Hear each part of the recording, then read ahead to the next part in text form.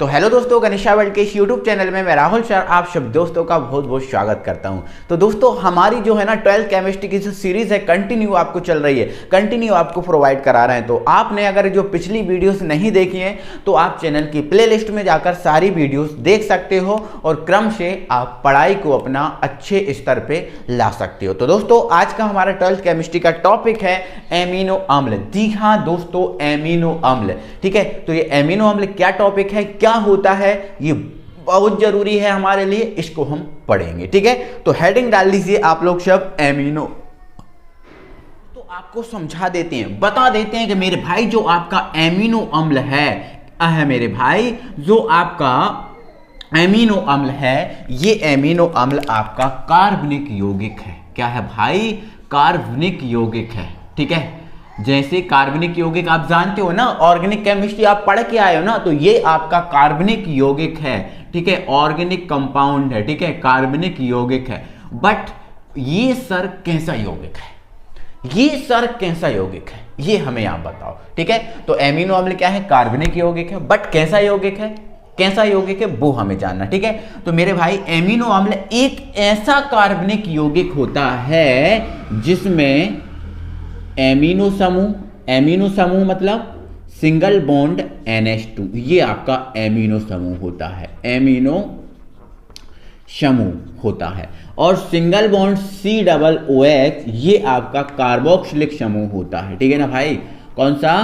Carboxylic समूह होता है, कार्बोक्सिलिक समूह होता है। तो मेरे भाई जो आपका एमिनो अम्ल है ऐसा कार्बनिक यौगिक है, ऐसा कार्बनिक यौगिक है जिसके अंदर एमिनो समूह और कार्बोक्सिलिक समूह दोनों उपस्थित होते हैं, दोनों उपस्थित होते हैं। एग्जाम्पल बिल्कुल आपको बताएंगे, टेंशन नहीं लेना। ठीक है, यहां पर समझो हमारे पास भाई पहला एग्जाम्पल है NH2 single bond CH2 single bond COOH। आप इस कार्बनिक यौगिक को देखो, आप इस कार्बनिक यौगिक को देखो। इस कार्बनिक यौगिक में आपको यहां NH2 भी दिख रहा है, दिख रहा है बोलो बिल्कुल। यहां आपको सिंगल बॉन्ड COOH मतलब एमिनो समूह भी आपको इसमें दिख रहा है और इसमें आपको कार्बोक्सिलिक समूह भी दिख रहा है, इसलिए ये हमारा एमिनो अम्ल है। क्या है भाई? एमिनो अम्ल है। आगे देखो, जैसे आप देख पा रहे हो ये NH2 single bond CH2 single bond CH2 single bond COOH। इसमें देखो आप बताओ ये क्या है, तो आप डायरेक्ट कह दोगे सर ये एमिनो अम्ल है। क्यों है? क्योंकि इसके अंदर एमिनो समूह भी है और इसके अंदर कार्बोक्सिलिक समूह भी है, इसलिए एमिनो अम्ल है। हम और आपको एग्जांपल बताएंगे, जैसे NH2 single bond CH2 single bond CH2 single bond CH2 single bond COOH। अब आपसे बोल दें बताओ ये क्या है, तो आप कह दोगे सर ये भी एमिनो अम्ल है। क्यों? क्योंकि इसमें एमिनो समूह है और क्योंकि इसमें कार्बोक्सिलिक समूह है, दोनों समूह होने के कारण ये एमिनो अम्ल है। ये भी एमिनो अम्ल, ये भी एमिनो अम्ल, बट ये भी एमिनो अम्ल। क्लियर है? बट एक बात है मेरे भाई, जो एमिनो अम्ल है, कौन सा अम्ल है? एमिनो अम्ल है। ये एमिनो अम्ल एमिनो समूह की स्थिति के आधार पर 3 प्रकार के होते हैं। एमिनो जो अम्ल है वो एमिनो समूह की स्थिति के आधार पर कितने प्रकार के होते हैं? 3 प्रकार के होते हैं, या फिर इनको 3 वर्गों में बांटा गया है। एमिनो समूह के स्थिति के आधार पर इन्हें कितने वर्गों में बांटा गया है? 3 वर्गों में बांटा गया है, अल्फा, बीटा और गामा। अल्फा, बीटा और गामा 3 वर्गों में इनको वर्गीकृत किया गया है। वो 3 वर्ग कौन से? देखो यहाँ पर, देखो यहाँ पर कौन कौन से कैसे निकालेंगे वो देखो। आप देखो मेरे भाई, आप बहुत अच्छे से जानते हो आपका जो समूह होता है, क्या होता है? समूह। समूह से जुड़ा पहला कार्बन कौन सा होता है? आप बहुत अच्छे से बेस्ट तरीके से जानते हो कि उसे अल्फा कार्बन कहते हैं। क्रियात्मक समूह से जुड़ा पहला कार्बन आपका अल्फा कार्बन होता है। तो देखो ये आपका क्रियात्मक समूह और इससे जुड़ा ये पहला कार्बन कौन सा होगा? Alpha carbon. और अल्फा कार्बन से देखो आप एमिनो समूह जुड़ा है, इसलिए इसको हम बोलेंगे अल्फा एमिनो अम्ल, अल्फा एमिनो अम्ल, अल्फा एमिनो अम्ल। ठीक है, ये देखो ये क्रियात्मक समूह है। क्रियात्मक समूह से जुड़ा पहला कार्बन अल्फा कार्बन, दूसरा कार्बन बीटा कार्बन, और बीटा से आप देख लो एमिनो समूह जुड़ा। बीटा कार्बन से एमिनो समूह जुड़ा, इसलिए इसको हम बीटा एमिनो अम्ल, बीटा एमिनो अम्ल कहते हैं। क्लियर हो गया, कोई दिक्कत? चलो अब देखो ये क्रियात्मक समूह, और क्रियात्मक समूह से जुड़ा पहला कार्बन अल्फा कार्बन, दूसरा कार्बन बीटा कार्बन, तीसरा कार्बन गामा कार्बन। और देखो अभी गामा कार्बन से आपका एमिनो समूह जुड़ा। अब गामा कार्बन से एमिनो समूह जुड़ा होने के कारण इसको हम क्या बोलेंगे? गामा एमिनो अम्ल, गामा एमिनो अम्ल, गामा एमिनो अम्ल। आई होप मेरे भाई के इसको समझ गए होंगे, दिक्कत नाम की कोई चीज नहीं होगी। ठीक है, कोई दिक्कत? तो एमिनो समूह के स्थिति के आधार पर एमिनो अम्ल को अल्फा, बीटा और गामा 3 भागों में वर्गीकृत किया गया है। अल्फा एमिनो अम्ल क्या है? यदि अल्फा कार्बन से एमिनो समूह जुड़ा है तो अल्फा एमिनो अम्ल, बीटा कार्बन से एमिनो समूह जुड़ा है बीटा एमिनो अम्ल, और गामा कार्बन से एमिनो समूह जुड़ा है गामा एमिनो अम्ल। तो ये अल्फा बीटा गामा एमिनो अम्ल के उदाहरण हुए। ठीक है, तो ऐसा कार्बनिक यौगिक जिसमें एमिनो समूह एवं कार्बोक्सिलिक समूह दोनों उपस्थित होते हैं एमिनो अम्ल कहलाता है। ठीक है, एमिनो अम्ल को देखें तो ये एमिनो समूह की स्थिति के आधार पर 3 प्रकार का होता है, अल्फा, बीटा और गामा एमिनो अम्ल। ठीक है, कुछ और चीजें इसमें जानना आपको जरूरी है। ठीक है, सुनो आगे सुनो, ये आपका एमिनो समूह होगा। और आप बहुत अच्छे से जानते हो मेरे भाई, जो एमिनो समूह होता है उसकी प्रकृति क्या होती है? क्षारीय। ठीक है, मतलब एमिनो समूह आपका क्षारीय प्रकृति का होता है। इसको आपके दिमाग में सेव करके रख लेना। एमिनो समूह कौन सी प्रकृति का होता है? क्षारीय प्रकृति का। ठीक है, अब कार्बोक्सिलिक, तो भाई कार्बोक्सिलिक समूह अम्लीय प्रकृति का होता है। क्यों होता है? क्योंकि H है, तो H होने के कारण ये अम्ल ये प्रकृति का होता है। तो कार्बोक्सिलिक समूह अम्लीय प्रकृति का होता है और एमिनो समूह क्षारीय प्रकृति का होता है। इस विशेष बात को, इस विशेष पॉइंट को आपके दिमाग में भाई साहब सेव करके रख लो आप। ठीक है, सेव करके इसको रख लो। क्लियर है? तो ये आपका एमिनो अम्ल, देखो आपको लिखना कैसे है, ये आपको थ्योरी लिखना है। ठीक है, थ्योरी के बाद ये आपके एग्जाम्पल, थ्योरी के बाद ये आपको एग्जाम्पल लिखना है। ठीक है ना, ये आपको एग्जाम्पल लिखना है। एमिनो अम्ल आपका कंप्लीट, कोई दिक्कत? चलो जल्दी से वीडियो को लाइक कर दो। जिसने अभी तक वीडियो को लाइक नहीं किया है, वीडियो को लाइक कर दो। और भाई चैनल पे नए हो तो चैनल को भाई सब्सक्राइब जरूर कर लो, है ना, चैनल को सब्सक्राइब जरूर कर लो भाई। ठीक है, आगे एमिनो अम्ल हुआ। अब भाई एमिनो अम्ल की कुछ विशेषताएं भी तो होती हैं। ये एमिनो अम्ल होता कैसा है ये भी तो हमें जानना जरूरी है, बोलो है कि नहीं? तो मेरे भाई जो एमिनो अम्ल है वो रंगहीन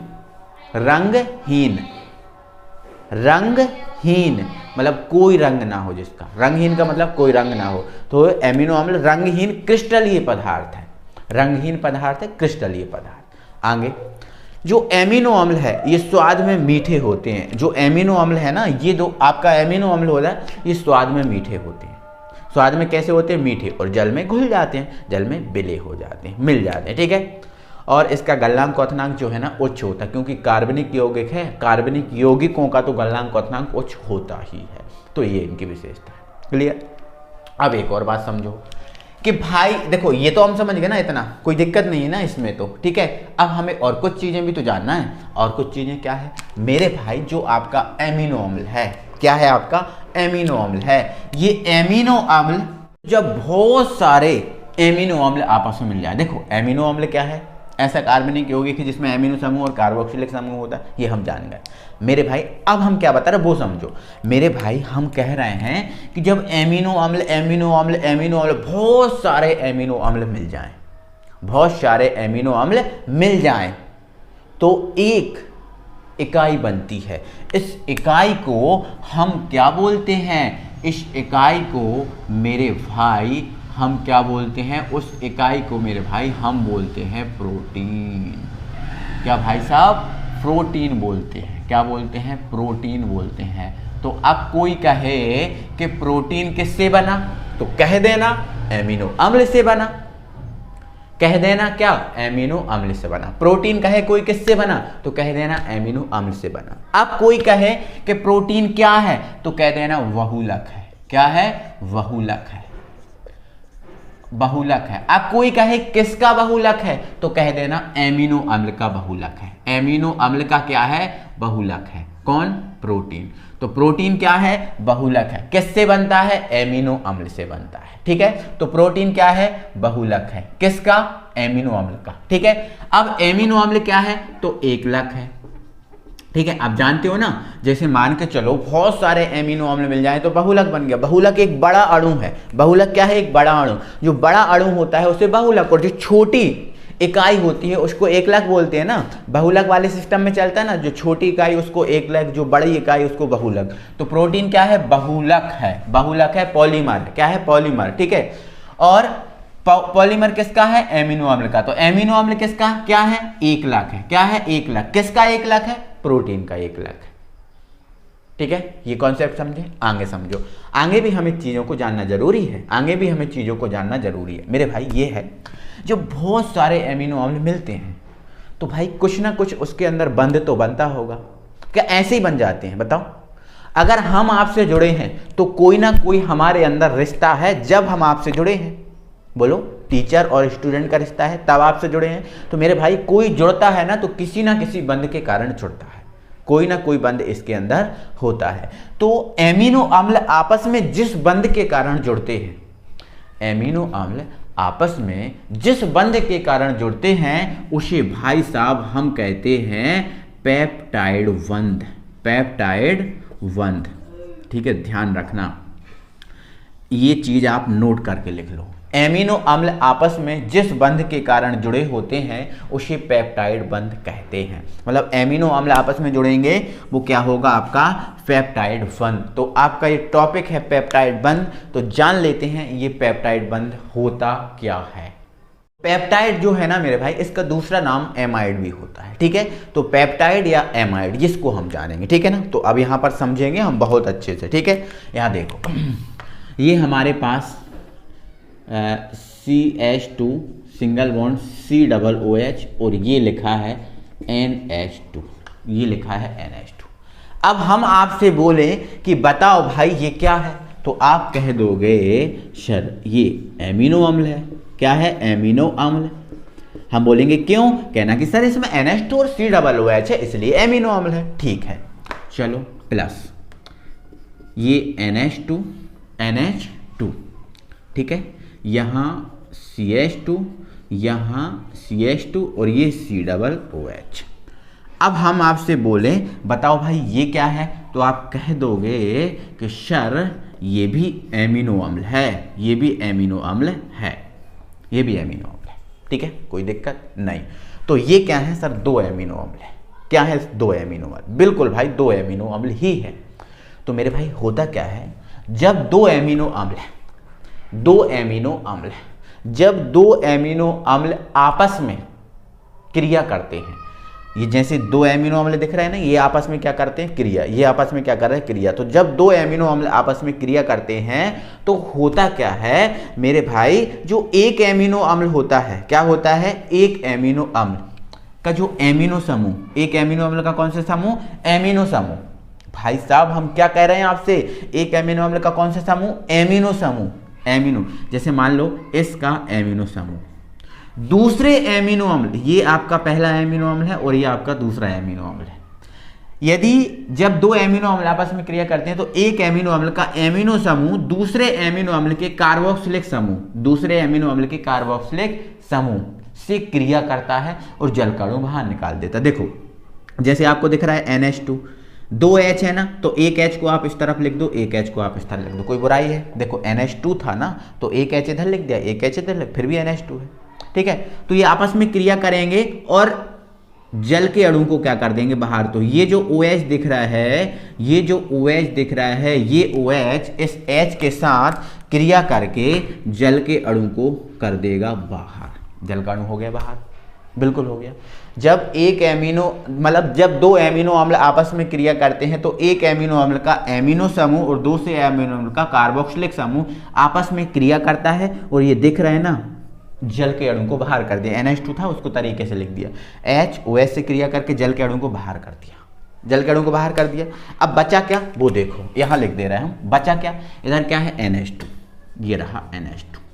यह जगह ना होने के कारण यहाँ लेकर, ठीक है। ये क्या है, CH2, CH2, ये क्या है, CO, CO, यहाँ क्या है, NH, NH, यहाँ क्या है, CH2, बिल्कुल, यहाँ क्या है, CH2, और यहाँ क्या है, COOH, COOH। तो जो बना यौगिक है वो यौगिक है पेप्टाइड यौगिक, पेप्टाइड यौगिक, पेप्टाइड यौगिक। और इस पेप्टाइड यौगिक में जो बंध है वो आपका पेप्टाइड बंध है। कौन सा बंध है, पेप्टाइड बंध है। तो ये है आपका पेप्टाइड, ये है आपका एमाइड। तो दो एमिनो अम्ल आपस में क्रिया करते हैं, तो एक एमिनो अम्ल का एमिनो समूह दूसरे एमिनो अम्ल के कार्बोक्सिलिक समूह से क्रिया करके जल के अणु को बाहर कर देता है। फलस्वरूप जो यौगिक बनता है वो यौगिक पेप्टाइड यौगिक कहलाता है, और इसमें जो बंध होता है वो आपका पेप्टाइड बंध होता है। कौन सा बंध, पेप्टाइड या एमाइड बंध होता है। तो ये एक विशेष नोट आप लिख लेना कि ये देखो एमिनो अम्ल है, एमिनो अम्ल के बंध बीच में आया ना बंध, पेप्टाइड बंध, तो एमिनो अम्ल आपस में जिस बंध के कारण जुड़े होते हैं उसे पेप्टाइड या एमाइड बंध कहते हैं। तो आज का जो हमारा टॉपिक था वो टॉपिक होता है खत्म। एक बार दिल से वीडियो को लाइक करो, अपने सभी फ्रेंड सर्कल में वीडियो शेयर करो। मिलते हैं तो अगली वीडियो में, तब तक के लिए थैंक यू वेरी मच।